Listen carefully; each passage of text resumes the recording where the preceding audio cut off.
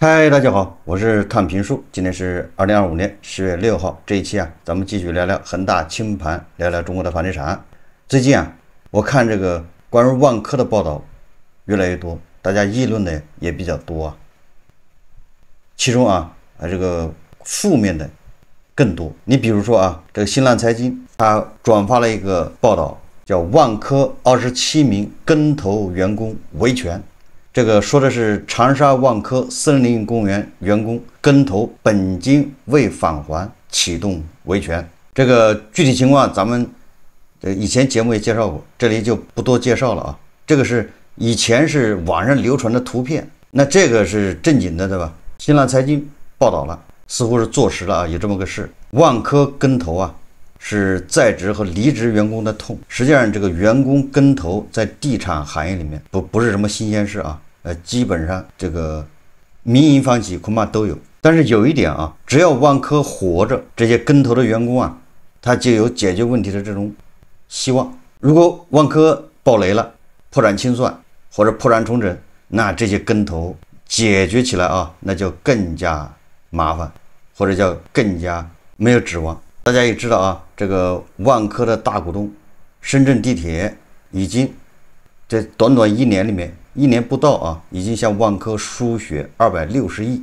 那人们不禁要问这个能不能让这个万科活下来？大家看一段视频万科到底能不能倒下呢？反正万科的亲爹深圳地铁是最不愿意看到这个结果的。毕竟截至9月，深铁今年已经给万科输了9轮血了，累计达到了259.41亿元。而且深铁不只是输血，还直接出手调整万科高层人事，让万科的管理体系更加中央集权，并且让深铁系自己人出任财务总监，亲自接管了万科的钱袋子。然而今年上半年，万科还是巨亏120亿，仿佛一个无底深坑，怎么都填不满。万科真的大而不能倒吗？万科到底还要输血多少钱，做出什么样的变革才能活下去？大家好，我是轻松，一个只说大实话的财经博主。财报数据显示，截至今年6月底，万科总负债依然超过了8700亿，而万科账上的现金只剩不到750亿。最核心的问题在于，万科自身的造血能力也在急速衰竭，房子卖不动了。上半年销售额对比去年同期接近腰斩，照这个样子，全年可能连1500亿都收不住。要知道4年前的万科可是年销超6000亿的老大哥。所以也别怪深铁这么焦虑了，因为光是今年就掏了200多亿，就万科给的还是远低于公开债的利率，结果不仅万科还是照样亏，深铁自己也掉进了亏损泥潭。更关键的是，深铁自身的短期债务也有几百亿，而且还有一堆基建投资要应付，弹药已经很有限了。换句话说，深铁这个亲爹其实挺不容易，继续这么帮万科，搞不好万科没挺过来，深铁自己倒了下去。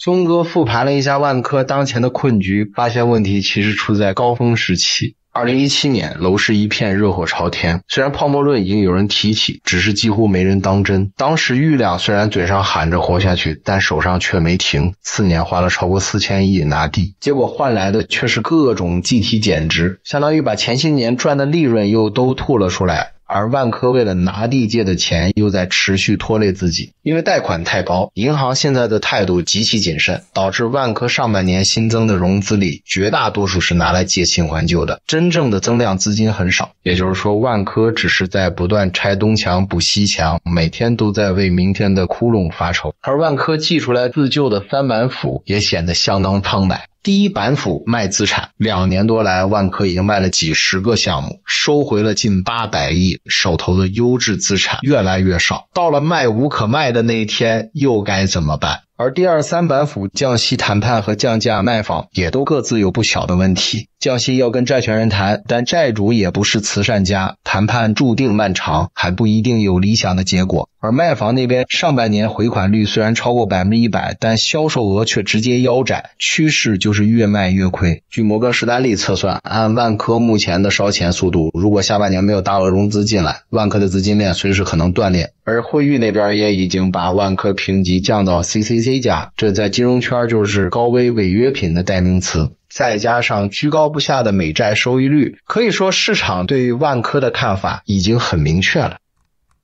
坦白说，万科要想活下去，只有3种可能。第一，房地产市场奇迹般复苏，房价重新上涨。这其实也是深铁和万科现在梭哈的核心逻辑，只要压住市场终将回暖，一切问题就迎刃而解。但在那之前，万科不能倒。第二，引入新的战略投资者，或者干脆国有化，只是目前来看还有谁愿意接这个烫手山芋。第三，债务重组，让债权人承担部分损失，这相当于官宣暴雷，万科的商誉将彻底完蛋。我倒是觉得视频中说啊，万科有3种情况能活下来，一是市场好转啊，市场好转那就是韭菜救万科啊。第二个是新的投资人，新的大股东。第三个说的是就是类似于债务重整、破产重整。它这个3种实际上就2条路一条路就是韭菜七大姑八大姨借钱冲进楼市，或者你说市场好了也行。这个万科它的这个在国内开发商里面的这个地位对吧？它的这个品质，它这个尖子生，所以说它很快就会转危为安。第二条路就是重整无论是新的投资人进来，新的这个战略投资者，新的大股东，还是说对他债务进行重组，那都是叫重整。就像这个重庆的那家叫金科股份一样。所以我认为万科应该是走这个重整的路。说这个房地产行业突然好起来了，韭菜不管不顾，拿着钱往楼市里冲，这种现象恐怕很难发生了。你从万科看万科今年1到9月份，它这个销售才多少亿好像才1000亿完了它这个毛利率好像只跌到了几这个万科的有息负债合计3642亿元，1年到期的1533亿元。这个深圳地铁给万科输的这个血260亿，那是救急用的那是他是在公开市场发的那个债要兑付。那你说万科接下来还有1500亿短期债，就是1年期这个债要到期，深圳地铁有这钱吗？当然了，万科自己现金及等价物还有694亿，那这个缺口就是800亿。那这800亿你深铁的准备好，你要救的话否则它叫暴雷，叫违约。这里面它的现金及等价物，你还得保证它有流动性也就是这个要做的实你可不能像那个融创一样，融创暴雷之前呢，它对外宣称账上趴着1400亿，怎么可能暴雷呢？但是它账上趴着1400亿，但是供应商的10万块钱它就是付不了。碧桂园也一样对吧？碧桂园暴雷之前也是账上趴着对吧1-2千亿万科销售额只有2022年的1/3，毛利率从32%降到8.7%，所以等着它自救那是不可能的。所以我认为这个还是尽快重整，像金科股份那样比较现实一点有很多人说中国房价下跌就是楼市低迷，最吃亏的是银行，然后是类金融公司，后面是地方政府，再是开发商和这个产业链上下游，后面是投资者、业主、普通老百姓。投资者就炒房的，业主就是这个也是买房的吧，刚需，还有普通老百姓。他这个说法这个不全对。房价下跌着急的是银行银行很着急，但是说吃亏的是银行可不好说。为什么这么说呢？这个最近有媒体报道说在广州一轮针对银行的这个贷款，尤其是涉及房贷的一轮调查已经拉开帷幕据说有700多名贷款中介被抓，广州多家银行被盯上，何况有人把房子又是租又是卖的，最后就开始变成老赖，银行怎么办？对吧？这2年这个楼市下行，房价都在跌，资产在缩水，银行贷款成了老大难。所以这个很多银行支行对吧，或者各个部门的经理为了完成任务，和贷款中介一拍即合，什么客户资源、申请材料、资产评估、还款能力等等，对吧？能过不能过的统统放行。本来在这儿进行风控的，但是这个风控就是形同虚设。这种高评高贷不只是深圳、广州，在郑州、武汉2、3线城市更是已成为部分银行网点做大业绩规模的拿手好戏。利润进了银行经理和中介口袋，但是巨大的坏账风险抛给了银行。一旦出事后，后果不堪设想，这个也不是一个银行行长能单单的期待。所以逼的有关部门出手，说明这个事情已经闹得很大了，也就是风险已经到了一定地步，不打击已经不行了。曾几何时这个按揭贷款是银行的最良，对吧？最优质的资产，可以说银行的压舱石都不过分，是银行利润重要来源的贷款品种。但是据说现在这个按揭贷款已经成了银行利润的拖累，坏账增长率持续攀升。大家想象一下连那么多房企接二连三的暴雷，这些银行都能扛得住，这个坏账率都没有明显飙升。但是这个韭菜这按揭贷款居然导致银行利润这个受拖累，银行的坏账率上升。为什么呢？其实这个好理解房企一旦还不上这个银行贷款了，他会非常配合，对吧？你让他给什么他就给什么，不是说给东西你就让他什么办贷款展期办续贷办什么，比如说你还一点象征性的还点利息，本金往后移等等，就是企业他都愿意。但是这个业主就不一样了，这韭菜就不一样。韭菜他一般的他还不了这个按揭贷款，他都到了山穷水尽的地步，他真的是还不了了。这个时候你就跟他谈，很多人就会摆烂，横下一条心你说什么我就不还了，就是配合度低。配合度低导致这个坏账就上，没有办法。现在很多银行据说成立了什么房贷讨债专班，也就是我刚才说的这个按揭贷款的坏账往往是最难解决。有人就说了，那么银行把他房子拍卖了不就完了吗？现在问题就在这儿，拍卖第一个，现在市场环境不好，100万的房子你能拍60万就不错了，你卖不掉第二个法院它又不是银行开的，法院的执行能力有限，那个拍卖都是要法院去执行，法院已经过载了，所以很多银行需要法院强制执行的就是拍卖，那法院都不立案压，你这个案子交到法院去，法院不知道给你拖到什么时候，所以对银行来说他没办法。那还有一个比较大的原因就是，如果1-2个韭菜这个断供弃供，银行可以起诉，法院也能忍，但是大面积的弃供断贷断供，那法院也受不了，又是不立案，这里面又涉及很多这个执行难、社会稳定、群体事件等等，所以银行也没办法。所以随着经济下行随着楼市还下行，那么21年以后买房的这些人还有很多要暴雷要暴雷就是坏账，银行解决不了。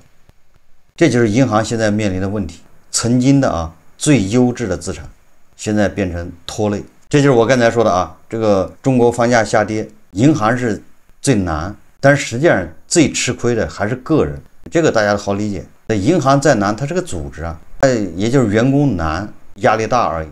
但真正吃亏的呢，肯定是业主你这半辈子白忙了，就是仅仅因为买了一套房，你最后变成老赖，最后倾家荡产，这不是最吃亏的吗？所以说无论什么时候，最吃亏的一定是个人，对吧？个人扛住了这些风险，而不是这些机构，对吧？银行是谁的？我们再看一些媒体报道这个国庆长假各地的楼市怎么样？浙江经视报道说这个国庆杭州二手房迎来热潮，过气网红城市杭州果然不负众望说不少外地游客来杭州看房，作为热门旅游地的杭州，在国庆期间受到购房者的追捧，二手房中介门店在国庆期间也是人来人往。中介称，一改9月的冷清场景，甚至有不少外地游客都来趁着国庆看房。而像次新房的购房意向金额普遍集中在700到1000万左右，哪来这么多有钱人跑到杭州看房买次新房二手的要花1000万呢？我看网上有人说昨天有一位房产大 V 组织了看房团，6辆大巴车去龙华扫货，什么卓越、君逸府、幸福城真园、鹏城云住3个项目合计卖了100多套，这就至少说明这个你想昨天一天这3个项目就这一个大 V 组织的人去就买了100多套，这什么概念？至少说明这个深圳这个楼市那也是很火啊。关键这个大 V 那是赚的盆满钵满呢。这就是为什么很多房产大 V 天天在那儿忽悠房价要涨，对吧？要翻倍，这个再不上车来不及了。为什么忽悠这个房价涨呢？为什么忽悠大家去买房呢？他组织团购，不管这房子以后是涨还是跌，他这个佣金是赚到这个手都发麻，对吧？这就是这些房产中介闭着眼睛唱多的一个原因，忽悠，总有人上当。等到明年，对吧？房价跌掉一半，你找他有什么用啊？对吧？你这是投资，风险自担，打官司你也打不赢，对吧？这就是很多这个房产大 V 天天拼命的这个唱多，忽悠大家买房原因。最后我们再看看这个过气网红城市杭州这个租房乱象说有租客每个月房租是1400，但是中介交给房东却是2500一个月，这是怎么回事呢？也就是说中介为什么给租客倒贴1100块呢？这个1818环境眼报道他说这个租户小赵很想租信息科技有限公司签约租下萧山一套公寓，月租金是1400元。后来他了解到中介许诺给房东的租金比他付的多1000多块钱，他和房东都怀疑这样的高收低租会有猫腻，所以他就找了这个1818环境眼记者查了一下房管部门9月份发布的消息，风险名单中就有这家亨耀租。这个典型的是要跑路的节奏这个没什么好想的，这是一个比较普通的比较这个常见的一个骗局。你比如说他跟房东是短租或者是长租短付，也就是说他给房东是3个月交一次房租，这中介但是他跟租户收呢是，比如说你交半年便宜，对吧？1个月1400，你交半年。因为如果你要交1年的话，那1个月1300或者1200更便宜，对吧？你要是3个月一交，那你就是比如1800。那这样的话，很多人一看，那我不如1年一交，对吧？我这个反正我也在这常住，他就便宜，一交了1年的。假设交半年1400，那就是8000多块钱到手了。但是他给房东恐怕是1个月交一次，只要交2500，他不就形成了一个资金池吗？对吧？他只要能租出去10间20间，因为他便宜远远低于这个市场价，那租的人就会多，找他租的人多，他那个资金值沉淀的钱就多。等到钱到一定地步的时候，对不起，消失了，然后留下就是租客和房东两人在那儿矫情，互相扯皮吧，报警吧，这个是比较常见的一个套路大家还记得那个长租公寓这个叫蛋壳公寓蛋壳公寓当年爆雷就这么爆的。他跟房东租，他那个租金很高，然后他给这个租客就是补贴。但是我们不能说蛋壳公寓开始就是骗他也想占市场，做大规模，市场率占有率，然后他在上市。我为什么知道这么清楚呢？是因为我以前把房子就租给了蛋壳公寓。我那个房子租给蛋壳公寓之前都是我自己租，我就有人找到我把房子租给他了，我也不管。然后至于那个租户把我房子租了之后呢，他把另外一间他又租给别人了，这我也不管他，反正我就把房子给他一个人。我记得我给他就是4000一个月，而且好几年，大概5、6年都给他，从来没涨过价，就是4000块钱一个月。他3个月一付，当时那个地方的租金多少我也不太清楚，因为我也不去打听，不太关心这个事。好，后来他到期了，他因为这个生了孩子之后恐怕要买房怎么着的，他就搬走了。他一搬走，我也得找人租结果这个时候蛋壳不知道怎么知道信息了，就给我打电话，他们收房也把我这房子他们租，然后把这里面打隔断，然后他再租出去。那蛋壳给我出的价格多少呢？他直接就是6000呢。完了之后还5年一租，他一租就是5年，签合同就是5年。完了之后他每年还增长是200块还是300块，我不记得了就是第一年是6000，那第二年就是6300。当时我记得一下就把那个我那房子附近的好像那个房价就炒起来，就被蛋壳这么带起来的。但是他把我那房子相当于租给3个人，那严格意义上每个房间要租3000，他才能赚钱，因为他还配管家负责打扫卫生等等但是我通过 APP 可以看嘛，我看那个 APP 显示那房间好像租出去，最贵的才租2800，小一点的房间才2500，还有2000的。也就是他这个3个房间，即便全部租出去，这好像比给我的租金还要少。结果啊，这个快到第5年的时候，就是第4年，还没满第5年的时候，蛋壳就爆雷了嘛。这个事情在北京闹得挺大啊。蛋壳一爆雷，我就接到了这个警察的电话。所幸啊，我跟蛋壳之间没有这个欠钱。然后这个当时我那房子的租户跟蛋壳之间好像也没有欠钱，基本上处互不欠的这么一个状态。那咱们说这么多什么意思？就是很多年轻人啊去租房，难免会遇到这样的情况。首先第一个，你要是长租的话，比如你就是长付啊，就一次付半年或者1年，那你一定要看一下他跟房东之间的这个合同，对吧？是租了多长时间，是他们那个支付方式。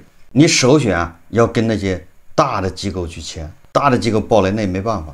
第二个呢，就是说你尽量啊短付，有的时候他个骗子为了骗你啊，他就是把长付搞得特别优惠，让你不得不动心。但是这个时候你一定要想一想，他是不是要跑路了，对吧？价格低得不合理，所以尽量这个避免啊一付半年或者1年的。总之要留个心眼啊，如果你能跟房东直租，那是最好的。找房东直租啊，有的时候还能便宜，因为现在毕竟房子不好租啊，大家还是要小心啊，因为现在赚钱不容易。好，这期节目啊，咱们就聊到这里，感谢大家收看。如果喜欢我的节目，欢迎订阅转发，也可以在下方留言评论，谢谢大家。